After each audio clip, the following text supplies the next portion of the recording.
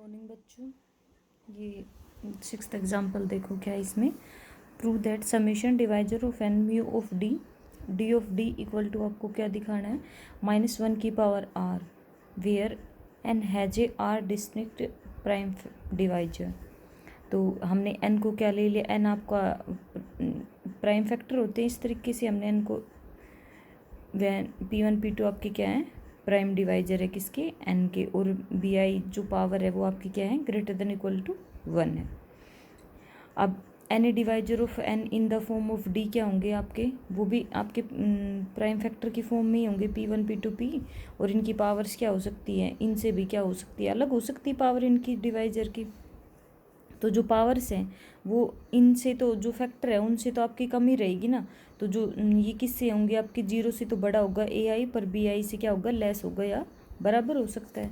ठीक है, अब आपको क्या दिखाना है, इसको किसके इक्वल दिखाना है, -1 की पावर आर के इक्वल दिखाना है। तो divisor of n mu of d, divisor of d equal to, यहाँ पे इन दोनों की क्या रख दी हमने, वैल्यू रख दी। अभी हमने पीछे क्वेश्चन में किया था कि म्यू और ये डी दोनों क्या होते हैं आपके पास, मल्टीप्लिकेटिव फंक्शन होते हैं। मल्टीप्लिकेटिव फंक्शन होते हैं तो ये आपके क्या हो जाएंगे, सेपरेट हो जाएंगे दोनों। तो हमने क्या कर लिया, इनको सेपरेट कर लिया, mu of P1 A1 mu of D1 A1, इस टाइप से हो जाएंगे आपके सारे। ठीक है, तो आप इनकी वैल्यूज़ निकालना। तो इस पर जब आप समेशन रन कराओगे तो यहाँ पे क्या हो जाएगा, P1 0 D1 0। अब क्या हो जाएगा आपका, नेक्स्ट क्या आ जाएगा यहाँ पे, म्यू ऑफ P1 और इसकी पावर क्या हो जाएगी 1, और D1 1। ऐसे आपका समेशन क्या होता जाएगा, रन होता चला जाएगा। हम सिर्फ एक इसके लिए सोल्व कर रहे हैं, बाकी तो सारे क्या है, मल्टीप्लिकेशन में। इसको सोल्व कर लेते हैं हम। ठीक है, उसके बाद देखना इसके अंदर, अब आपको पता है कि म्यू ऑफ ये किसी की पावर 0 क्या बन जाएगा, 1, ये भी 1 बन जाएगा। तो डिवाइजर ऑफ 1 भी 1 होता है, और जो आपका मोबियस फंक्शन होता है म्यू ऑफ 1 वो भी 1 होता है। तो यहाँ पे क्या आ जाएगा, 1 × 1।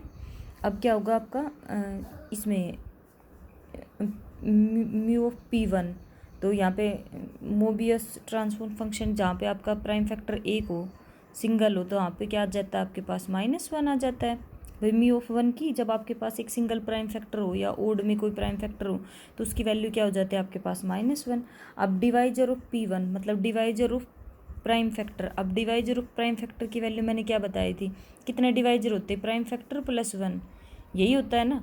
तो अब कोई भी प्राइम फैक्टर होता है उसमें +1 करके आप निकालते हो ना, तो हम P1 के लिए निकालेंगे तो उसके डिवाइजर कितने होते हैं, 2 ही तो होंगे प्राइम नंबर के। सिंपल सी आपने ये डेफिनेशन मैंने पीछे कराई थी कि डिवाइजर ऑफ प्राइम नंबर कितने होते हैं, 2 होते हैं। एक 2 नंबर खुद और एक उस 1 होता है। तो इसलिए यहाँ पे आप जो पूछ रहे थे ना 2 कहाँ से आता है, कि डिवाइजर ऑफ प्राइम नंबर आपका क्या हो जाएगी, 2 हो जाएंगे, क्योंकि ये सारे प्राइम नंबर है तो इनके सबके डिवाइजर क्या होंगे, 2 होंगे। इसके आगे म्यू ऑफ, यहाँ पे क्या आ जा रहा है आपके पास, P1 का स्क्वायर आएगा, फिर P1 का क्यूब आएगा, 4 आएगा, तो वो सारी वैल्यूज़ क्या हो जाएंगी, 0 हो जाएंगी। क्यों, क्योंकि यहाँ पे प्राइम फैक्टर का क्या हमें क्या मिल रहा है, कि स्क्वायर फैक्टर मिल रहा है। स्क्वायर फैक्टर मिलते ही इसकी वैल्यू देखो, हमने पीछे पढ़ा भी था ना इसकी डेफिनेशन में, कि जब भी आपको क्या मिलता है, स्क्वायर फैक्टर मिलता है, तो उसकी वैल्यू क्या हो जाती है, देखो यहाँ पे स्क्वायर फैक्टर था तो वैल्यू क्या हो गई, 0। इससे आगे सारी वैल्यूज क्या हो जाएंगी, 0। तो यहाँ पे क्या आ जाएगा, -1। अब ये आई आपका कहाँ से कहाँ तक जा रहा है, आर तक जा रहा है, तो -1 की पावर क्या आ जाएगी, यहाँ पे आर आ जाएगी।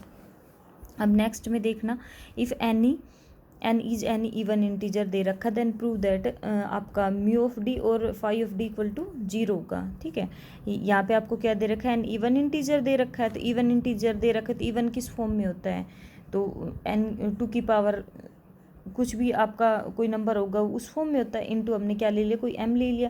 भाई 2 किसी के साथ मल्टीप्लाई होगा तो वो क्या बनाएगा, आपका इवन इंटीजर बनाएगा, और m हमने क्या ले लिया, एक ओड नंबर ले लिया। अब चाहे m ओड हो चाहे इवन हो, पर 2 से मल्टीप्लाई होने के बाद बनेगा तो इवन नंबर ही वो। ठीक है, any divisor of n in the form आपका क्या होगा, इस टाइप की फॉर्म में होगा। और जो t है वो भी क्या है, हमने ले लिया ओड इंटीजर ले लिया, और डिवाइजर किसका लिया है हमने, m का डिवाइजर लिया t, और वो भी क्या है, ओड इंटीजर है। तो यहाँ पे हमने इसकी वैल्यू रख दी, म्यू ऑफ डी और फाई ऑफ डी।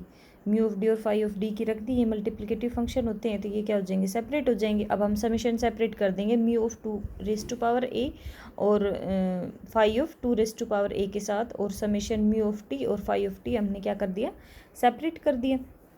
अब हम इसको सोल्व कर लेते हैं।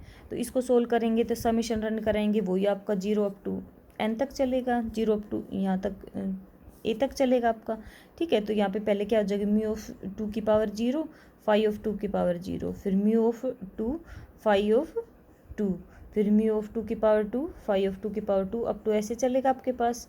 अब यहाँ पे इसकी वैल्यू किसी की पावर 0 क्या होती है, 1, फाई ऑफ 1 भी 1 होता है और म्यू ऑफ 1 भी 1 होता है। अब म्यू ऑफ 2 आपके पास क्या आएगा, म्यू ऑफ 2 क्या है आपका, 2 क्या है, एक प्राइम नंबर है और सिंगल फैक्टर है, तो की वैल्यू क्या आ जाएगी, -1। अब फाई ऑफ 2 का फॉर्मूला आपको ये मैंने कराया था ना, पी की पावर के, तो क्या होता है इसका फॉर्मूला, पी ऑफ के माइनस पी ऑफ के माइनस 1। ये बेटा पीछे के सारे आपको याद होने चाहिए, ठीक है। तो इसमें यहाँ पे प्राइम नंबर की वैल्यू क्या दे रखी, 2 दे रखी, तो 2 की पावर 1 माइनस 2 की पावर 1 माइनस 1 क्या हो जाएगी, 0। तो ये वैल्यू क्या आ रही है, 2। तो फाई ऑफ 2 की वैल्यू आपके पास क्या आ जाएगी, सॉरी यहाँ पे 2 माइनस ये किसी की पावर 0 क्या हो जाएगी, 1। तो 2 माइनस 1 क्या होगी, 1। तो यहाँ पे इसकी वैल्यू क्या आ गई, 1 आ गई, ठीक है। तो ये 1 और -1 क्या आ गया, 0। तो इसकी वैल्यू क्या आ गई आपके पास, 0। तो ये मल्टीप्लाई में तो पूरा फंक्शन आपके पास क्या हो जाएगा, 0।